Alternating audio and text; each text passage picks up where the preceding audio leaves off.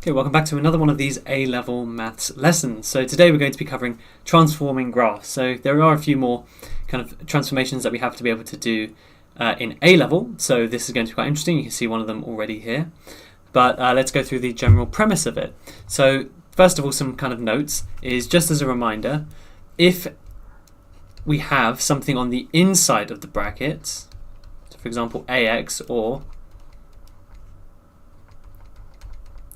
then it does the opposite of what it says and it affects the x coordinates. So what this means is AX would be divide x by A. Okay, so we're doing the opposite. So instead of times, we divide and it affects x. And for this one, x plus A would be you're minusing A from all of the x coordinates. Okay, so again, it affects x and it does the opposite.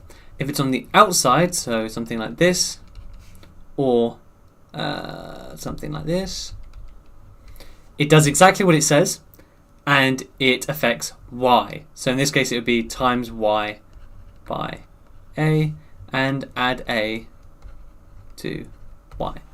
Nice and easy. So let's get started. This diagram shows the graph of y equals f of x, and it has a maximum point at -1, 3, and it has a minimum point at 4, -2. Showing the coordinates of any stationary points on separate diagrams, sketch the graphs of 3, f2x. Okay, so for A, we're going to draw out our graph.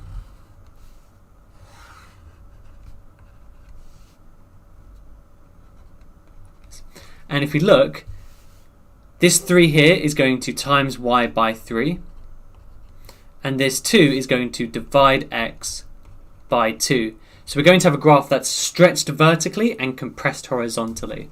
So if we look at each of these coordinates, we're going to times 3 by 3 to give 9 and divide this by 2. So we have -1/2 and 9. So we can make it very steep. We can make it something like this. And that would be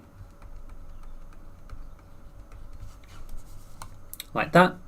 And with this one, we're going to have 2 and -6. So we can make it again super steep. Like that. And now the overall shape will stay basically the same. The shape you do get marks for, but you don't have to make it 100% accurate, if that makes sense. You do get a bit of leeway. But in this case, you are going to have something that is a lot more kind of compressed. So I would try and draw something like this.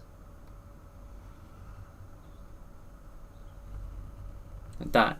And as you can see, it's much steeper than this graph here. Now part B shows one of the new kind of transformations you have to do, where you have either this or you have this. Okay, now this first one, so these signs here, this modulus sign, it just means you're making everything positive. So for example, modulus of 3 is just 3. Modulus of -3, however, is 3. So anything negative becomes positive and anything positive stays exactly the same. So when you have the modulus signs on the outside, all you're doing is making y positive, okay? Which means everything that's below the x-axis is now going to be above the x-axis. Likewise, when you have it on the inside, you're making all the x values positive. So for example, we have -1 here. That's now going to become +1 and 3. Okay, so it's going to look very weird, and essentially it's going to bounce off of the y-axis, because everything that's on the left-hand side is now going to be on the right-hand side, so something like this. Okay, which, yes, it does look extremely weird, but it is the actual correct answer. So let's go through it. We don't technically need a left-hand side of the graph, because everything on the left-hand side is now going to the right-hand side, again because we have the modulus sign around the x. So, first of all, this becomes 1 and 3 now instead.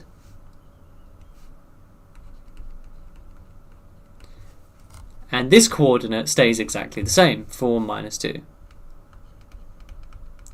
And again, as for the shape, we're going to draw something that will basically bounce off like this. So we can continue this one as normal, so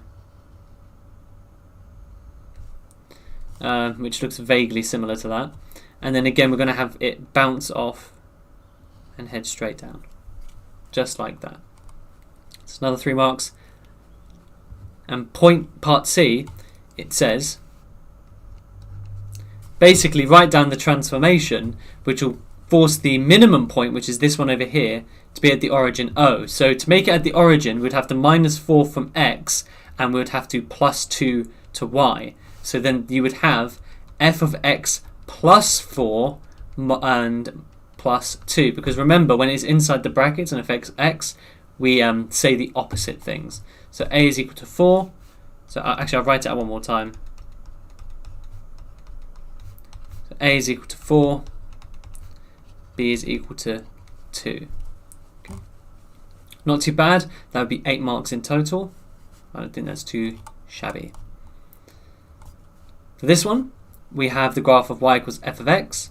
And again, it says on separate diagrams, sketch the graphs of. So for part A, what it's doing is it's timesing y by 2, because again, it's outside the brackets. And this minus 1 is also outside the brackets, so you're minusing 1 from y afterwards. Okay, so all we need to do is we're going to draw the same kind of set of axes.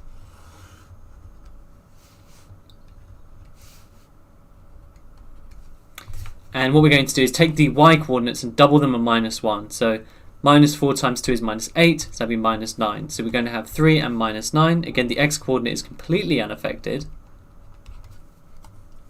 And here we have, so we're going to double it, so that'll be 10 minus 1 is 9, so 7 and 9.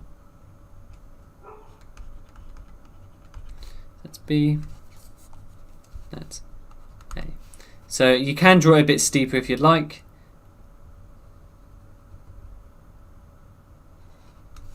However, it's not 100% necessary.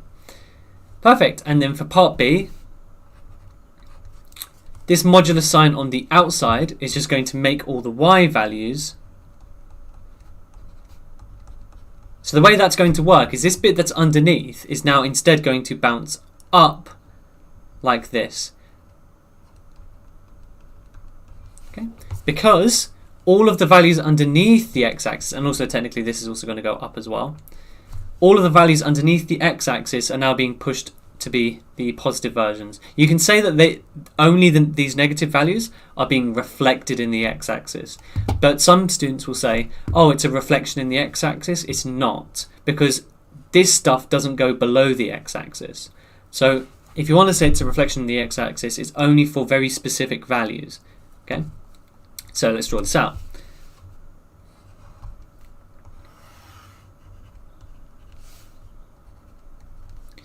So we're going to have, I'm going to draw the shape first. So down, bounce, bounce, bounce. Okay, so we're going to have something that looks like this. Normally I wouldn't draw the shape first in kind of graph sketches, but I think in this regard, it's kind of justified. And bear in mind, you're not going up, it's going to be like an up like this. Right? Something's along those lines. A is going to be, I think it was 3 and 4. So, and then B is 7, 5 still. So it should have technically bounced slightly higher, but it does look a bit higher. But that's totally fine overall. So again, these questions aren't too bad just yet, but they can have some interesting questions. I mean, check out this. We have not that question. Okay, so for the overall kind of transformations, you can be given some fairly interesting things, but what they're trying to do, the only difference between GCSE and A-level is that they try and combine them like this. Okay,